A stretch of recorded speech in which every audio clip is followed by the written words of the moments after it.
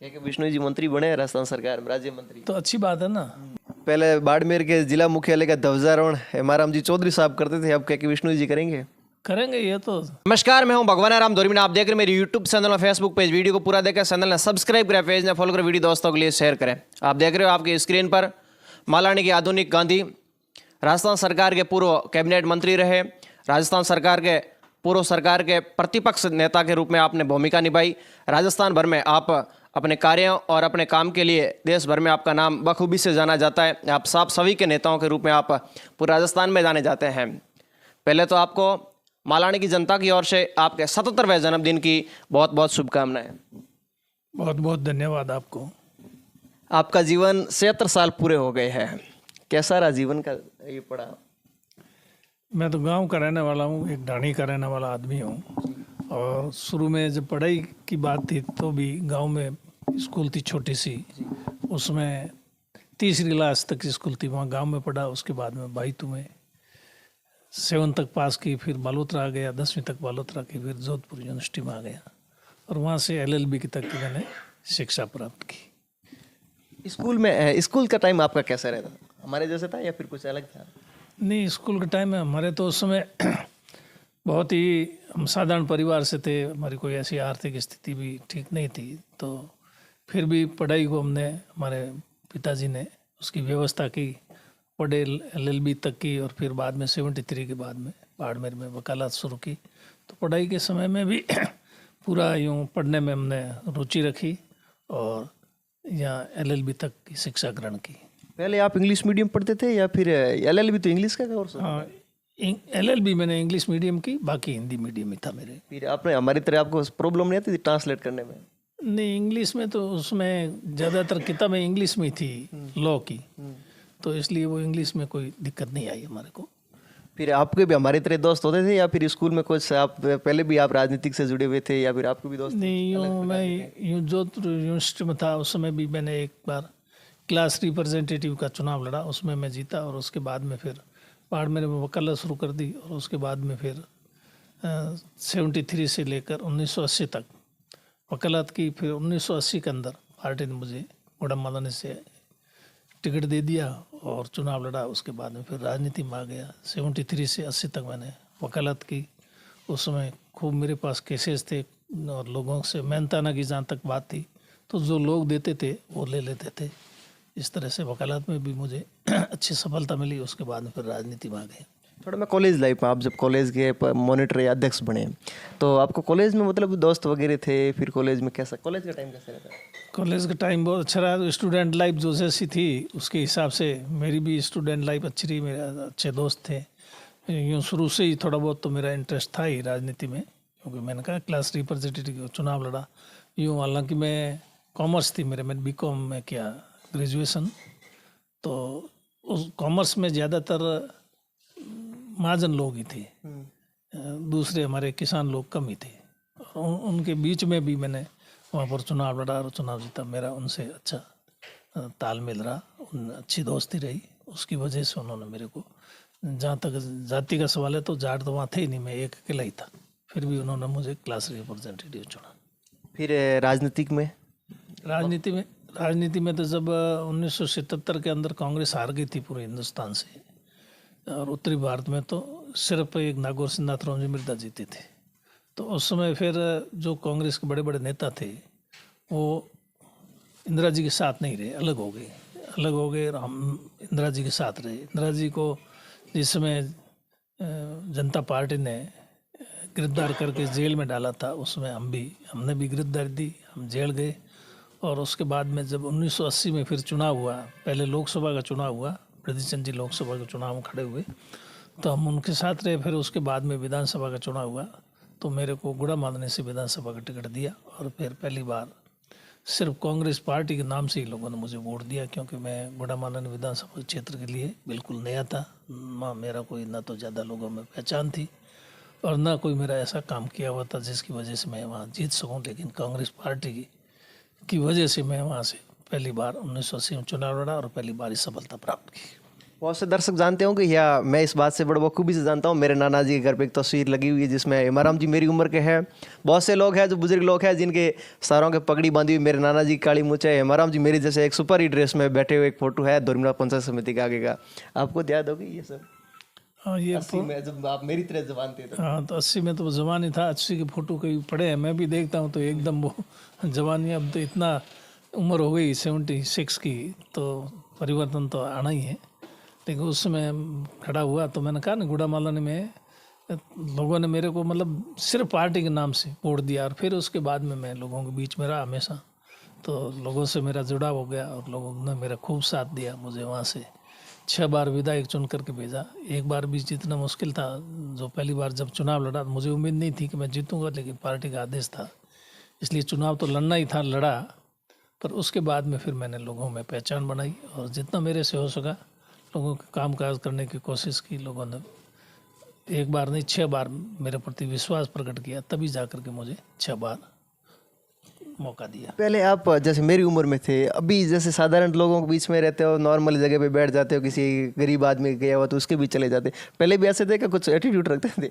नहीं पहले न, अब में क्या फ़र्क। नहीं, पहले जवान थे तो कुछ एटीट्यूड वगैरह रखते थे? नहीं एटीट्यूड क्या रखें, जवान थे तो ज़्यादा घूमने करने में, लोगों के बीच में, युवा लोगों के बीच में ज़्यादा अच्छी तरह से एडजस्ट हो जाता था।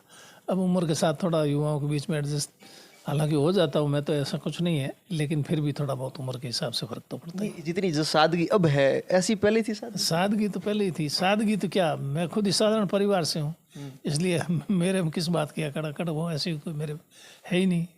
मेरा परिवार ही ऐसा ही है, मैं खुद ही उस ऐसे परिवार से हूँ, तो फिर अकड़ किस बात की।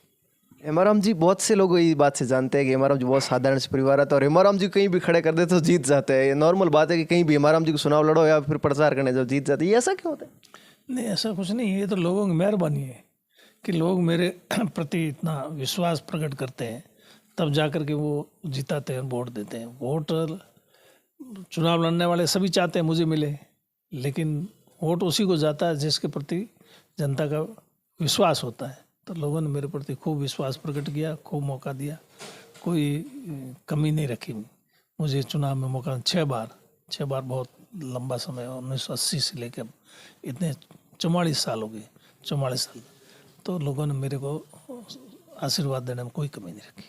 आजकल जमाना बदल गया, बहुत से सरपंच होते हैं या जिला परिषद सदस्य है या फिर पंचायत सदस्य, सब चुनाव लड़ने के लिए एक जगह 10-10 लोग खड़े हो जाते हैं। पर मंत्री जी ऐसे व्यक्ति है जो कहते हैं कि भाई चुनाव 5 साल बड़े दौरे निकलते। मैं कई बार मंत्री जी के सामने बैठे सुनता हूँ कि 5 साल बड़े दौरे निकलते, मेरे से चुनाव नहीं लड़ना, मैं तो पिछली बार लड़ गया, अब चुनाव नहीं लड़ना।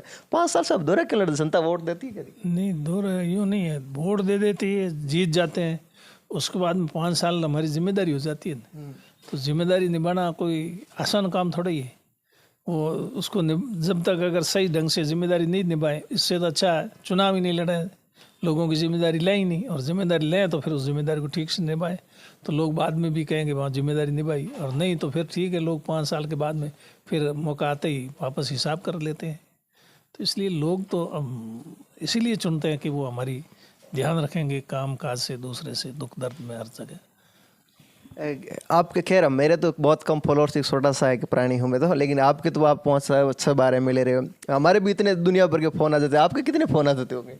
नहीं फ़ोन तो आते हैं, पहले तो फ़ोन थे ही नहीं, ये तो अभी मोबाइल हुआ उसके बाद में ज़्यादा फ़ोन का सिलसिला हुआ। उससे पहले तो मोबाइल था नहीं। जब मैं पहली बार 1980 में MLA बना तो यहाँ विधायनगर मुझे सरकारी आवास मिला था, तो उसमें फ़ोन था ही नहीं, लैंडलाइन भी नहीं था, एक सिर्फ रिसेप्शन होता था, उस पर एक फ़ोन होता था। और वो बाड़मेर से वो लगाते थे PP, तो फिर वो वहाँ आदमी कहता था रुपये डालने वाला? नहीं रुपये डालने वाला नहीं, वो बुला करके लाते थे, फिर दोबारा कॉल आता, हमें वहाँ बैठना पड़ता, इंतज़ार करना पड़ता, कई बार घंटे, आधे घंटे, 2-2 घंटे, तब जा कर के बात होती। फ़ोन की बहुत बड़ी समस्या थी। फिर बाद में ये मोबाइल आ गया उसके बाद, और उस समय लैंडलाइन भी नहीं था, लैंडलाइन बड़े मुश्किल से मिलते थे। शुरुआत में बाड़मेर में एक फ़ोन मेरे को MLA होने के नाते एक मिल गया था, बाकी था ही नहीं। फिर वो MP कोटे से कुछ फ़ोन वगैरह उस समय मिलते थे, तो उस हिसाब से फ़ोन वगैरह लिया। तो अब तो मोबाइल है, इसलिए फ़ोन वगैरह बात करने में कोई दिक्कत नहीं थी, सुविधा है, कोई दिक्कत नहीं है। फ़ोन मैं तो कोशिश करता हूँ खुद अटेंड करने की। पहले मतलब तार वो केबल खंभे पे लगने वाले थे या फिर कैसे जमीन? नहीं, पहले वो खंभे पर तार वाले वही थे, लैंडलाइन फ़ोन थे। मैं एक छोटा सा प्राणी हूँ। मंत्री साहब बहुत बड़े राजस्थान के बड़े व्यक्तित्व के धनी है। हम दोनों को एक गांव ने बहुत बड़ी मेहरबानी से यहाँ तक पहुँचाने का बड़ा प्रयास किया, जो गांव है लोहारवा, हेमाराम जी ने है, और मेरे दोनों को, मेरे को पाला पोसा और हेमाराम जी को यहाँ तक पहुँचाने में मेहरबानी की लोहारवा की। लोहारवा का योगदान आपके जीवन में? नहीं, लोहारवा का तो मेरे ऊपर बहुत मेहरबानी है। हमेशा समझो ना आप 80-90% हमेशा मेरे पक्ष में ही रहा, एक तरफ ही मेरे साथ ही रहा, और मेरे से हो सका जितना मैंने भी लोहारों के लिए करने की कोशिश की।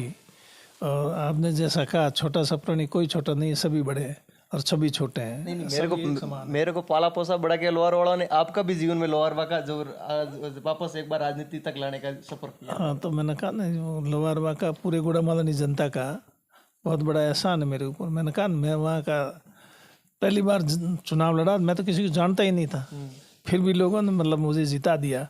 फिर तो उसके बाद में मेरे ऊपर है कि मैं अगर ठीक से चलूँ तो फिर मौका देंगे, नहीं तो ठीक से चलने की कोशिश की तो 5 बार और मौका दीजिए। कुल 6 बार मेरे को वहाँ से मौका दे दिया। फिर उसके बाद में अब आप चुनाव नहीं लड़ने की बात कहते हो तो हम कई बार हम सोचते हैं कि ये काम भी हो जाए, ये काम भी हो जाए। जब काम नहीं होता है तो हमें भी निराशा हाथ लगती है और लोगों के विश्वास में भी कमी आती। तो इसलिए लोगों के विश्वास में फिर कमी आवे आखिर में। और दूसरा, आखिर हम भी 44 साल तक सेवा कर ली हमने, तो हमारी भी एक सीमा है, कब तक सेवा करें। उम्र के हिसाब से सब कुछ फर्क पड़ता है काम करने में भी।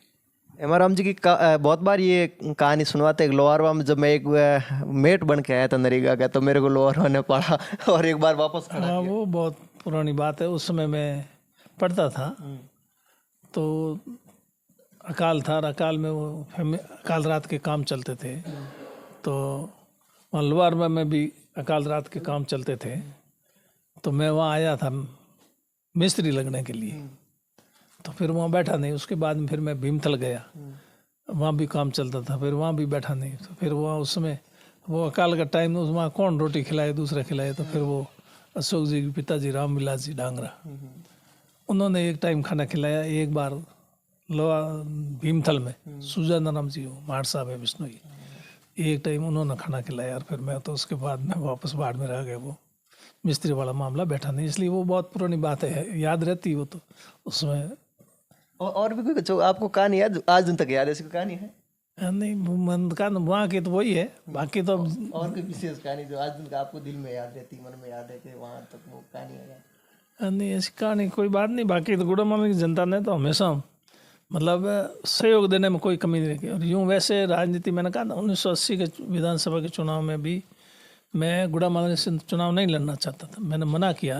लेकिन उसके बावजूद पार्टी का आदेश था कि आपको लड़ना पड़े, तब जाके लड़ गया। और आज दिन तक कभी पार्टी से ना टिकट मांगा, ना कभी मंत्री पद मांगा, ना कुछ मांगा। पार्टी ने जो आदेश दिया उसके हिसाब से काम करने की कोशिश की। दुनिया के एकमात्र राजनेता है हेमाराम जी जो कभी नहीं कहते मुझे चुनाव लड़ना है। जनता या फिर मैं उस समय गुड़ामालानी में था जब आपके लोग, कई लोग पगड़ियाँ डाल रहे थे, कई लोग कह रहे थे कि आप ही साहब चुनाव लड़ लीजिए। ऐसा हेमाराम जी को ही सौभाग्य मिलता है, ऐसा क्यों? नहीं, वो तो आप खुद को पता है, गुड़ामालानी में लोग अपने आप ही इकट्ठे हुए थे। मैंने तो मना किया था, मैं कब चुनाव नहीं लड़ूंगा। तो इसलिए उन्होंने मेरे को मनाने के लिए 20-25 हज़ार लोग वहाँ इकट्ठे हुए थे, पर मैंने उनको कह दिया, मैंने मना कर दिया एक बार। तो अब मेरे लिए ठीक नहीं। पहले भी मैंने 13 में भी मैं चुनाव नहीं लड़ना चाहता था, लेकिन फिर पार्टी ने आदेश दिया तो पार्टी के आदेश के हिसाब से 13 में लड़ा। फिर 18 में पायलट साहब वगैरह ये बाड़मेर कई बार मेरे घर आ गए कि लड़ना पड़ेगा तो फिर 18 में भी लड़ा। अब मैंने कहा खूब लड़ दिया, 44 साल हो गए, अब दूसरों को भी सेवा करने का मौका मिलना चाहिए। तो पार्टी ने दूसरों को टिकट दी, मैंने उनके साथ जितना मेरे से होगा उनको वोट दिलाने की कोशिश की। अब ये तो जनता के हाथ में, जीत हार तो। उससे पहले परशुराम जी मदेरणा खड़े हुए थे तो उनकी भी मैंने पूरी मदद की, और गुड़ामालानी जनता ने उनको उस समय जीता करके भेजा। हेमाराम जी बहुत बार ऐसा होता है कि चुनाव लड़े अपन। कई बार एक पत्रकार आते थे हमारे उधर पहले, तो कभी ये लोग ये नहीं कहते थे हमारे वो चीज़ की कमी है, सारी चीज़ों की मानो तो कोई कमी नहीं है हमारे, तो गुड़ामालानी बहुत साहब की मेहरबानी सब कुछ है। साहब ये सब करवाया कैसे इतना? नहीं, करवाना तो क्या, प्रयास करते हैं करवाने से। कई काम हुए भी हैं, सब हुए भी नहीं हैं। इस बार मान लो मैं 18 के अंदर एमएलए बना, उसके बाद में गुड़ामालानी क्षेत्र में खूब काम हुआ, लेकिन एक काम फिर भी रह गया, और वो हो भी गया रह भी गया, दोनों बात है। पीने के पानी की जो नर्मदा नहर से योजना थी वो योजना स्वीकृत हो गई, टेंडर भी लग गए, सिर्फ वर्क ऑर्डर देना बाकी रह गया था। इतने में चुनाव की घोषणा हो गई, आचार संहिता होने से वो काम शुरू नहीं हो पाया। हर घर नर्मदा नहर से पीने का मीठा पानी वो पहुंचना था, वो वर्क ऑर्डर। और अभी जो सरकार आई इसने वर्क ऑर्डर पर रोक लगा दी, नहीं तो वो वर्क ऑर्डर सिर्फ जारी करना था और उसमें कुछ बाकी नहीं था। नहीं होगा तो अब इस सरकार कब करेगी? अभी तो वर्क ऑर्डर पर रोक लगा दी, अब वो रोक हटाती है या इसका नए सिरे से करेगी, क्या करेगी पता नहीं। बाकी टेंडर लगा दिए, टेंडर आ गए, टेंडर खोल दिए, सिर्फ वर्क ऑर्डर देना था, वो बाकी रह गया था। आखिर में वो बहुत बड़ा काम था जो रह गया, उसका ज़रूर मुझे अफसोस है, दुख भी है। जब बात आए देश की तो बाप के भी खिलाफ बोल जाना जी। जब हेमाराम जी जब हमारे विधायक थे तो कई काम नहीं हो रहे तो अपनी सरकार के भी खिलाफ बोल गए मंत्री साहब, याद होंगे? नहीं, मैं सरकार के खिलाफ बोलने की बात नहीं, ना सरकार के कभी खिलाफ रहा ना सरकार खिलाफ बोला। सरकार तो हमारी ही पार्टी की थी और दूसरी पार्टी की हो तो भी मैं उसके खिलाफ भी कोई बात है तो वास्तव में सही बात हो तो ही वो बेबुनियाद बात उसके खिलाफ भी मैंने कभी नहीं उठाई। और हमारी सरकार में अगर हमारे काम नहीं होते हैं, जनता का काम नहीं, तो उसमें तो फिर बोलना ही, क्योंकि मेरी प्राथमिकता पहले जनता है। जिसने मुझे जिम्मेदारी सौंपी वो मेरे लिए पहले है, तो उनका काम नहीं हो तो उठाना ये मेरी प्राथमिकता थी, उसी हिसाब से मैंने उठाया।